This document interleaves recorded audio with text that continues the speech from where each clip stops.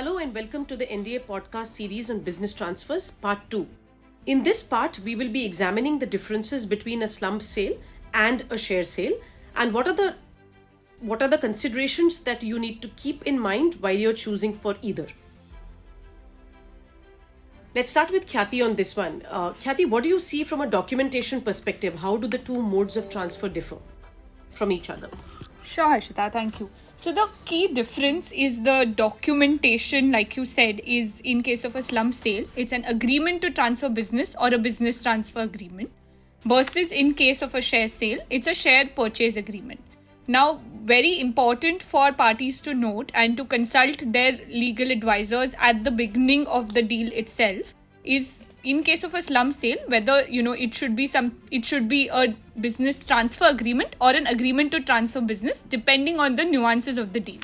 And the corresponding stamp duty implications in respect of both of these would vary depending on the nature of the agreement. Sure, and I think just to add on to Khyati's point, a business transfer agreement as opposed to a share purchase agreement usually contains the list of identified assets or what is it that the business undertaking is constituted of, what is it that the buyer is looking to purchase, besides obviously the regular clauses on consideration, any purchase price consideration post closing, and any kind of transition support or help that is needed by the buyer post the closing can either be captured in the business transfer agreement or we typically also execute a separate transition services agreement for the same. So from a broad documentation perspective, the two key things that we usually see in a business transfer or a slump sale deal is one, agreement to transfer business, and two, transition services agreement. There could be other ancillary agreements which may need to be executed as part of the services or assets which are being transferred. But typically on a broader level, these are the two main agreements that we see. Moving on from there, what are the differences that we see in terms of regulatory approvals that are needed for the two deals, for a share deal versus a business transfer? Sure, Harshita, thank you so much. So the key difference again in this case between a slump sale and a share sale is that in case of a share sale, you would see the entity level approvals that you would need. This essentially would be any change of shareholding or any change in control related approvals, whether in terms of any licenses, any contractual requirements, if any. Whereas in case of a slump sale, because the entity level approvals are not relevant, you would only look at any approvals if required under any licenses which are specific to the business that is being transferred, or any other aspects which are in relation to a location or a premise, if any.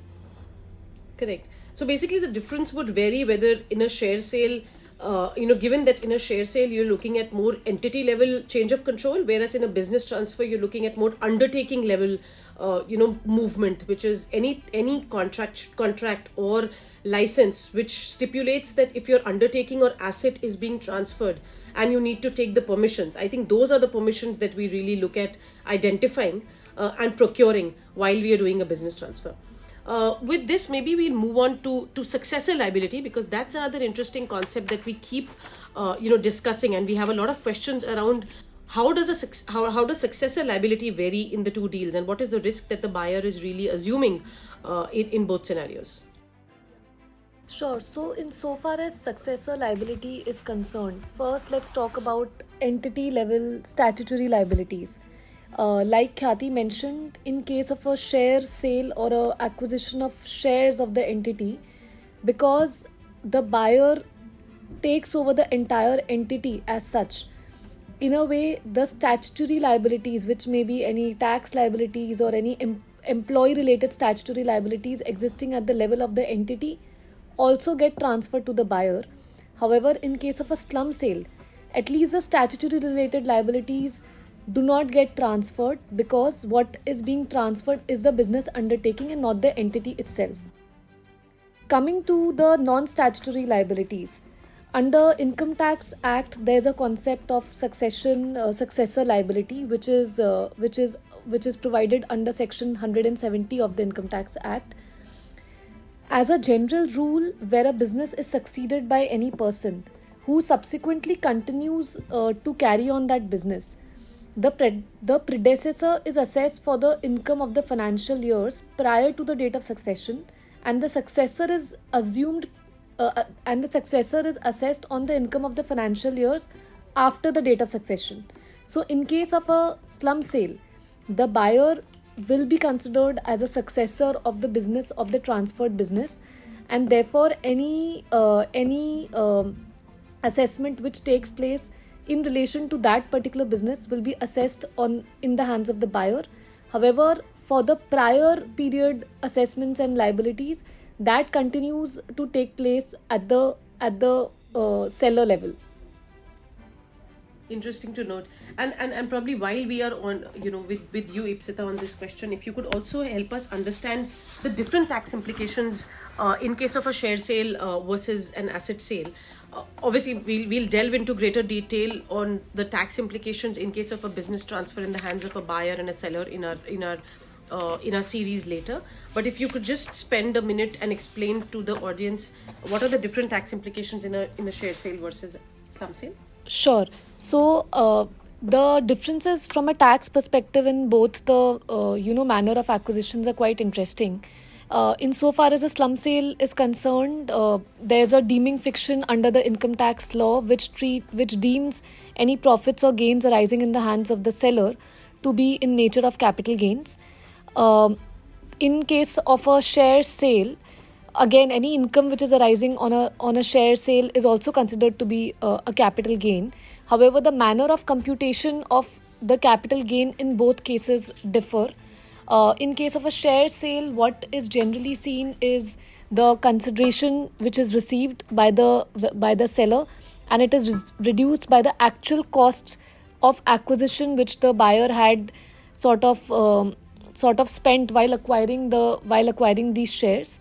Depending on the period of holding of the particular shares, the nature of capital gains is determined. However, in case of a slump sale scenario, while the sale consideration is the price which the seller actually gets, or the book value of the transferred undertaking, whichever is higher, the cost of the undertaking is considered to be the net worth of the undertaking. So the computation does not take into account the individual cost of the assets which are being transferred in case of a slump sale. So that's one of the key differences from a computation and calculation of tax perspective.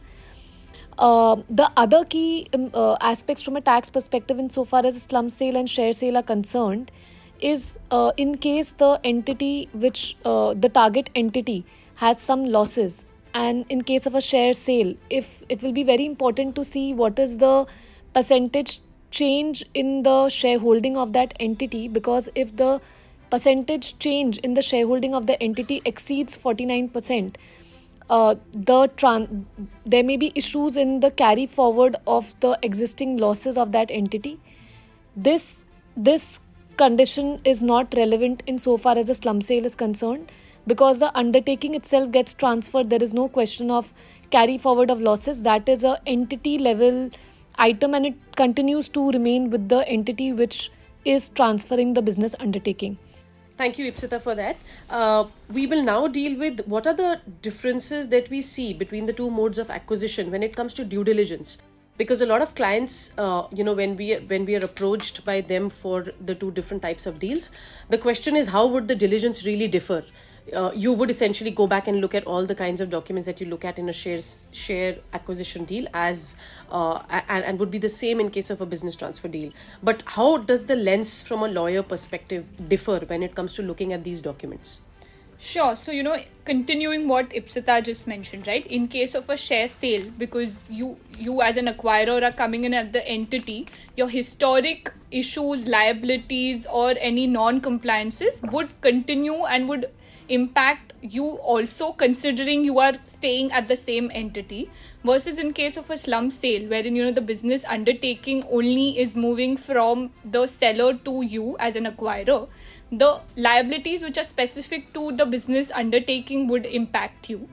The way that you would look at the difference in terms of from a documentation and a due diligence perspective is that only aspects which actually comprise or form part of the business undertaking that is coming to you is something that you may need to diligence and check for in terms of any non-compliances, any requirements of consents when it comes to slump sale. Whereas in case of share sale, one of the most important and critical aspects is to review and verify the title in respect of the shares that you are acquiring and other corporate secretarial compliances of the entity or the target entity itself, which you would not need to get into in cases of slump sale, because those you are obviously not acquiring any shares in the target entity but are only acquiring the assets and the corresponding liabilities in respect of that undertaking. Thank you, Khyati. With this, we come to an end of part 2.